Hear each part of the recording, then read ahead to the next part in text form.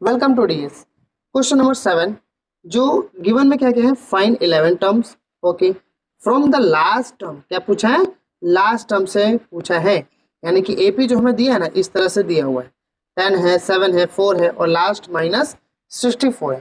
तो ध्यान देना कि यहाँ पे जो आएगा ना, यहाँ पे थोड़ा सा चीजें ध्यान देना है कि गिवन क्या क्या चीजें हैं और हमें निकालना क्या है। देखो ए की वैल्यू पता है क्या आएगा, पीछे से हम लेके चलेंगे माइनस का 61 हो गया, ए की वैल्यू होगा, पीछे से निकालने के लिए बोला है ना।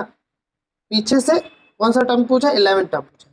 अच्छा, डी की वैल्यू अगर निकालने की कोशिश करो तो यहाँ से निकालो और माइनस कर दो, अपने आप पता चल जाएगा। यानी कि अगर मैं 7 में से 10 को माइनस कर रहा हूँ तो माइनस का 3 आ रहा है। तो डी की वैल्यू अगर पीछे से निकालेंगे तो कितना आ जाएगा, प्लस का 3 आ जाएगा। कितना आ जाएगा, प्लस का 3 आ जाएगा, क्योंकि पीछे से निकाल रहे हैं। तो ये चीज़ हमें समझ लेना है, ठीक है। तो अगर हमारे पास ए निकाल लेते हैं, ठीक, ए प्लस एन माइनस 1 डी। तो एक चीज देखो, यहां से हमारा ए दे रखा है, पीछे से अगर देखें तो 10 है, ठीक है। ए हमारे पास कितना है, तो माइनस का 62 है, प्लस एन माइनस 1 डी 3 है, ठीक है, लिख दिया। तो 10 प्लस का 62 एन माइनस 1 और ये हो गया 3। तो ये कितना हो गया 72। इस 3 को नीचे लेके आ जाओ, एन माइनस 1, 3 टू जा 6, 3 4 जा 12, तो 24 और ये उधर आके प्लस में हो गया।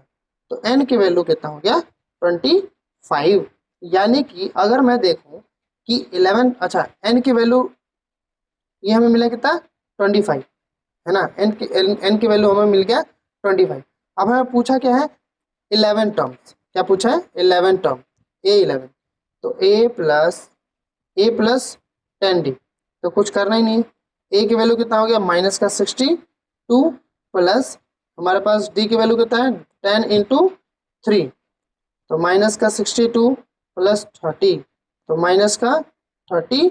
तो यानी कि A11 जो हमारे पास कितना आ गया 32। A11 हमारे पास कितना आ गया 32।